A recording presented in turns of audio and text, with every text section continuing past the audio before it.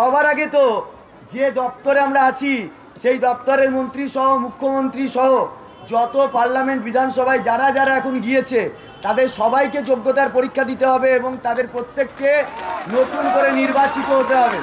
আমাদের বিরুদ্ধে কোনো রকম অভিযোগ নেই এবং তারপরেও আমাদের যে চাকরিটা গেল সেখানে আমাদের মূল দায়ী স্কুল সার্ভিস কমিশন এবং রাজ্য সরকার।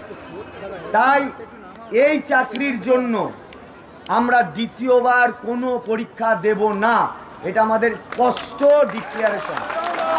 পরীক্ষা দেব না, কারণ আমরা এই দেখুন অনেকে আবার আমাদেরকে টিপ্পণী করছে কেন দেবেন না, পরীক্ষা দিয়ে পাস করতে কি অসুবিধা।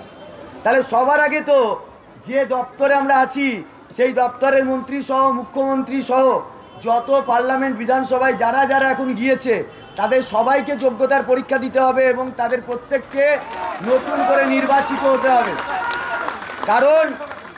কারণ এদের প্রত্যেকের ভোট আমরা করিয়েছিলাম। তাহলে এদেরকে আগে এরা সবাই রাস্তায় নামুক, আবার লাইনে দাঁড়াক, নির্বাচনে অংশগ্রহণ করুক, তারপরে আবার অন্য কথা হবে। তাহলে আমরা পরীক্ষা দেব না, এটা হচ্ছে আমাদের ফার্স্ট এবং এক এবং অদ্বিতীয় দাবি আজকে। দ্বিতীয় হচ্ছে যা কিছু করবে, যেটা আমরা বলেছিলাম আলোচনার বাইরে গিয়ে করাই যাবে না, কারণ আমাদেরও তো লয়ার আছে। ওনারা বলছেন যে কোর্টের একটা অর্ডার আছে, যদি নোটিফিকেশন না দেওয়া হয় তাহলে ডিসেম্বর পর্যন্ত আমাদের যে কন্ট্রাক্ট, যে কাজ করা, সেটা আটকে যাবে টিচারদের ক্ষেত্রে।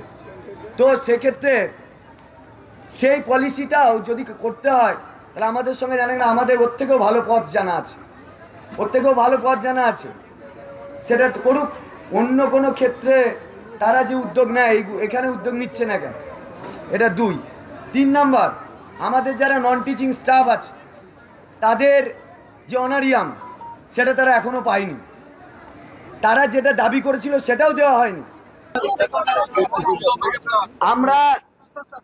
আমরা চাইছি এই মুহূর্তেই যে ইমিডিয়েট পুরো ব্যাপারটা মুখ্যমন্ত্রীকে হস্তক্ষেপ করতে হবে, কারণ শিক্ষামন্ত্রীর কাছে আমরা বলে ফেড আপ হয়ে গেছি। আমরা মনে করছি যে সবচেয়ে চূড়ান্ত ক্ষমতা মুখ্যমন্ত্রীর কাছেই আছে, কারণ হচ্ছে যে আমরা যে দাবি করছি সেই দাবি একমাত্র পূরণ উনি করতে পারবেন এবং উনি কিভাবে করবেন সেটা আমাদেরকে একেবারে অ্যাসিওর করতে হবে, শুধু প্রতিশ্রুতি নয়।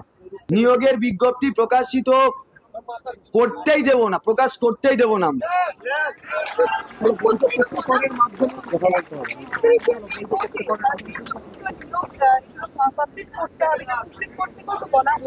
নিয়োগ সুপ্রিম কোর্ট বলেছেন বিজ্ঞপ্তি জারি করার কথা, এটা সত্য, কিন্তু কেমন বিজ্ঞপ্তি হবে সেখানে যেহেতু আমাদের চাকরি গিয়েছে, আমাদের সঙ্গে বসুক না, দিয়ে বলুক এই বিজ্ঞপ্তি এইভাবে আমরা প্রকাশ করতে চাইছি, আমরা তাদের সঙ্গে বুঝে নেবো কিভাবে বিজ্ঞপ্তি প্রকাশ করতে হবে। এখনো পর্যন্ত আমাদের কাছে কোনো রকম কোনো পজিটিভ ইঙ্গিত আসেনি। যতক্ষণ পর্যন্ত ইঙ্গিত না আসছে আমরা কিন্তু এই বিকাশ ভবন ছাড়বো না। দেখুন, যেহেতু সুপ্রিম কোর্টের রায় ছিল যে যোগ্য যারা তাদেরকে কন্টিনিউয়েশন দেওয়া হয়েছে, এখন এটাও ছিল যে যারা প্রুভড টেন্টেড তাদেরকে টার্মিনেট করতে হবে। তারা নতুন পরীক্ষাতে যদি হয় সেটাই বসতেও পারবে না, আর তাদের বেতনও চালু থাকবে না। তাহলে সেই ব্যবস্থাটা কেন করলো না রাজ্য সরকার? শুধুমাত্র পরীক্ষা নিয়েই ভাবছে। তাহলে অন্য যে পদ্ধতিগুলো সুপ্রিম কোর্ট বাতলে দিয়েছিল, যেগুলো জাজমেন্টে দিয়েছিল, ওগুলো নিয়ে কোনো মাথা ব্যথা কেন নেই? আমরা দেখতে পাচ্ছি যখনই একটা অনারিয়াম ঘোষণা হলো, রাজ্যের মুখ্যমন্ত্রী তিনি বলছেন যোগ্য অযোগ্য বুঝতে পারছি না, আমি জানি না, আমি সবাইকেই দিয়ে দেব। এটা কি ধরনের বিচার? একজন রাজ্যের প্রশাসনিক প্রধান হয়ে তিনি কি করে বলতে পারেন যে দুর্নীতি যারা করেছে তাদেরকেও অনারিয়াম দেওয়া হবে? এটা কখনো হতে পারে? যোগ্য অযোগ্যকে চিরকাল গুলিয়ে আসা হয়েছে, এখন গুলিয়ে দেওয়া হচ্ছে। আমরা তো নিজেরা বলিনি কে যোগ্য কে অযোগ্য, এটা তো supreme court, high court, CBI, SSC, বাক কমিটি বলে দিয়েছে। আমরা বলিনি ওই ছেলেটা অযোগ্য, কে ধরো, কে বাদ দাও। তারা প্রমাণ করেছে যে তারা অযোগ্য, তাদেরকে বাদ দিতে হবে। কেন এটা করা হবে না? শুধুমাত্র আমাদের ওপরে আঘাত আনা হবে। আপনারা তো প্রথম গেট ভেঙে ভিতরে ঢুকলেন, দ্বিতীয় গেট ভাঙার চেষ্টা করছিলেন, পরবর্তীতে কি করবেন? দেখুন, আমরা লাগাতার এখানে বিক্ষোভ জানাচ্ছি। বিকাশ ভবনের ভেতরে যেসব আধিকারিকরা রয়েছেন তাদের দুর্নীতির কারণেই তো আমার চাকরিটা গেছে। এটা তো একটা দুর্নীতির আতুরঘর হয়ে গেছে। শিক্ষা দপ্তরটা দুর্নীতির আতুরঘর হয়ে গেছে। এত দুর্নীতি হয়েছে যে রাজ্যের শিক্ষা ব্যবস্থাটাই ধসে পড়তে চলেছে। সাধারণ জনগণের এটা বোঝা উচিত যে রাজ্যের শিক্ষা ব্যবস্থা তলানিতে থেকেছে। আজকে যোগ্যদেরকেও চাকরি থেকে বিতাড়িত করতে হয়েছে, তাহলে ভবিষ্যৎ প্রজন্ম যে অন্ধকারে যাবে না তার কি মানে? ভবিষ্যৎ প্রজন্মকে বুঝতে হবে যে নতুন পরীক্ষা হলেই যে সেটা স্বচ্ছভাবে হবে তার কি মানে? তার গ্যারান্টিটা কোথায়? আমরা কে চাই না বলুন তো নতুন নিয়োগ হোক? একজন বলেছিলেন না দুর্গাপুজো নাকি প্রতি বছর এসএসসি হবে। অবশ্যই এটা দুর্গাপুজো ঈদের মতো প্রতি বছর হওয়া উচিত, স্বচ্ছভাবে হওয়া উচিত। কিন্তু নতুন পরীক্ষা হলেও সেটা যোগ্যদেরকে বলি দিয়ে নয়। যোগ্যরা স্বপদে স্ববেতনে সসম্মানে পুনর্বহাল থাকবে। যত শূন্য পদ আছে সেগুলোতে স্বচ্ছভাবে নতুনদের নিয়োগ করুক।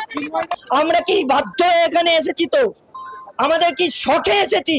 আমাদেরকে এনে দাঁড় করিয়ে দেওয়া হয়েছে এরকম পরিস্থিতিতে। করেছে কারা? এই দুর্নীতি রাজ্য সরকারের মন্ত্রীরা যারা জেলে আছে, আর এইসব কমিশন পর্ষদ আর শিক্ষা দপ্তর। তাহলে আজকে যারা এরকম ঘটনা ঘটালো তাদের লজ্জা হচ্ছে না? তারা কি ব্যবস্থা নিচ্ছে? বারবার ঘুরিয়ে যাচ্ছে আমাদেরকে। তাদেরকে যে কোনো মূল্যে ব্যবস্থা নিতে হবে, যে করে আমাদের চাকরিটা ফেরাতে হবে। আমরা যেমন ভাবে ঘেরাও করে রেখেছি, প্রত্যেকটা গেটে তালা মেরে দিয়েছি।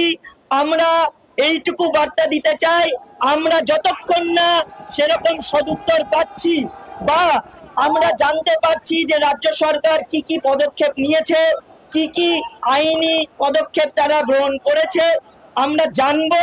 এবং মুখ্যমন্ত্রী প্রেস কনফারেন্স করে সকলের সামনে এসে জানাবেন যে এইগুলো করা হয়েছে। যদি বলেন 100% আমার যোগ্যদের চাকরি বাঁচবে, আমরা তারপরে এখান থেকে ওঠার কথা ভাববো। আগামী কালকে আমাদের আন্দোলন যেমন চলছে চলবে, সাথে আমরা গণ কনভেনশনের ডাক দিয়েছি বিকেল 4:30-র সময়। সেই বিকেল 4:30-য় নামি দামি অনেক বিশিষ্ট জনেরা তারা আসবেন, বিভিন্ন সংগঠনের যারা দায়িত্বে আছেন তারা আসবেন, তারা তাদের মতামত জানাবেন। কারণ এই যে শিক্ষা ব্যবস্থাটা, রাজ্যের শিক্ষা ব্যবস্থাকে হাল ফেরানো দরকার বলে আমাদের মনে হয়।